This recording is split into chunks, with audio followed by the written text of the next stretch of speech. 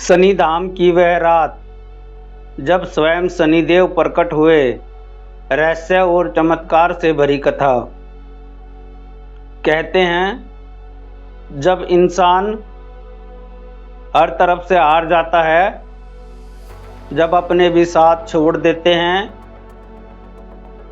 जब उम्मीद की आखिरी किरण भी बुझने लगती है, तब अगर कोई सच्चे मन से शनिदेव को पुकारे तो न्याय के देवता उसकी पुकार जरूर सुनते हैं। आज की कथा एक ऐसे गरीब भक्त की है जिसने शनिधाम में ऐसी रहस्यमय घटना देखी जिसे सुनकर पूरा गांव कांप उठा। बहुत समय पहले की बात है। एक छोटे से गांव में मोहन नाम का एक गरीब लकड़हारा रहता था। उसका जीवन बहुत कठिन था। दिन भर जंगल में लकड़ियां काटता, शाम को बाजार में बेचता, तभी उसके घर का चूल्हा जलता था। घर में बूढ़ी माँ बीमार रहती थी, पत्नी कमजोर थी और 2 छोटे बच्चे भूख से रोते रहते थे। इतनी परेशानियों के बाद भी मोहन की आस्था कभी नहीं टूटी। वह हर शनिवार गांव से 3 कोस दूर पुराने शनिधाम में जाता, सरसों का तेल चढ़ाता, दीपक जलाता और घंटों तक मंत्र का जाप करता। लेकिन गांव वाले उसका मजाक उड़ाते। गांव का सबसे अमीर साहूकार रघुवीर अक्सर कहता, अरे मोहन, अगर तेरे शनिदेव इतने ही शक्तिशाली हैं तो तुझे गरीब क्यों रखा है। लोग ठाके लगाते, पर मोहन बस मुस्कुरा देता। वह कहता, शनिदेव देर करते हैं पर अन्याय कभी नहीं होने देते। एक शनिवार की शाम आसमान अचानक काला पड़ गया। तेज हवाएं चलने लगी, बिजलियां आसमान को चीरने लगी। गांव के लोग घरों में छिप गए, लेकिन मोहन ने कहा, आज चाहे कुछ भी हो जाए, मैं शनिधाम जरूर जाऊंगा। उसकी माँ ने रोते हुए कहा, बेटा आज मत जाओ, कुछ अशुभ लग रहा है। मोहन बोला, माँ, भक्त का रास्ता भगवान खुद बनाते हैं। वह तेल का छोटा पात्र लेकर निकल पड़ा। जंगल के रास्ते से गुजरते हुए उसे अचानक लगा जैसे कोई उसका पीछा कर रहा हो।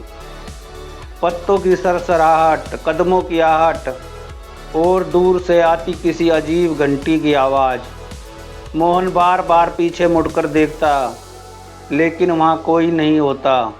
अचानक उसके सामने एक विशाल काला कौवा आकर बैठ गया। उसकी आंखें अंगारों की तरह चमक रही थी। कौवा कुछ देर तक मोहन को देखता रहा, फिर शनिधाम की दिशा में उड़ गया। मोहन समझ गया यह कोई संकेत है। जब वह मंदिर पहुंचा तो वहां का दृश्य देखकर उसकी सांसें थम गई। मंदिर का मुख्य द्वार अपने आप खुला हुआ था, जबकि पुजारी हर शाम उसे बंद कर देते थे। अंदर कोई नहीं था, फिर भी घंटियां धीमे धीमे बज रही थी। दीवार पर रखे दीपक अपने आप जल उठे। पूरा मंदिर नीली रोशनी से चमक रहा था। मोहन कांपते हुए अंदर गया। उसने तेल चढ़ाया और आंखें बंद कर प्रार्थना करने लगा। धीरे धीरे रात गहरी होती गई। अचानक पूरा मंदिर हिलने लगा। घंटियां इतनी जोर से बजने लगी जैसे कोई अदृश्य शक्ति उन्हें बजा रही हो। शनिदेव की प्रतिमा की आंखों से तेज प्रकाश निकलने लगा। मोहन भय से कांप उठा। तभी मंदिर के गर्भगृह से एक भारी आवाज गूंजी, मोहन। मोहन के शरीर में सिहरन दौड़ गई। उसने कांपते हुए पूछा, कौन है? आवाज फिर आई, तेरी भक्ति ने मुझे प्रसन्न किया है। मोहन की आंखों से आंसू बहने लगे। तभी उसने देखा शनिदेव की प्रतिमा के सामने रखा लोहे का त्रिशूल अपने आप हवा में उड़ गया। फिर आवाज आई, जिसने तेरे विश्वास का अपमान किया है उसका अहंकार कल सूर्य उदय से पहले टूट जाएगा। उसी रात गांव के साहूकार रघुवीर की हवेली में अचानक आग लग गई। आग इतनी रहस्यमयी थी किसी को समझ नहीं आया वह आग कैसे लगी। सारा धन राख हो गया। रघुवीर चीखता हुआ बाहर भागा। तभी उसे एक काले वस्त्रधारी दिव्य पुरुष दिखाई दिए।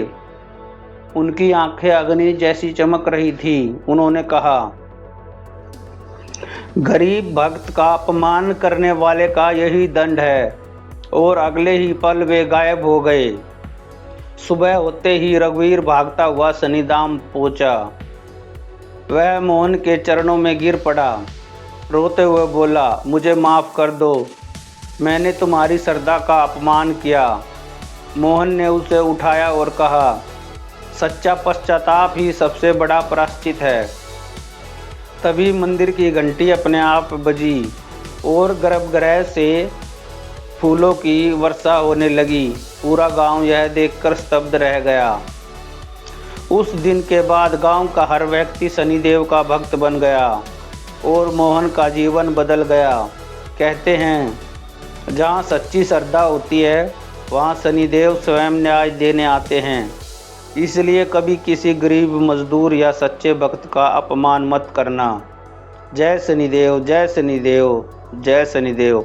अगर आपको यह कथा अच्छी लगी हो तो लाइक करें, शेयर करें, सब्सक्राइब करें। जय शनिदेव।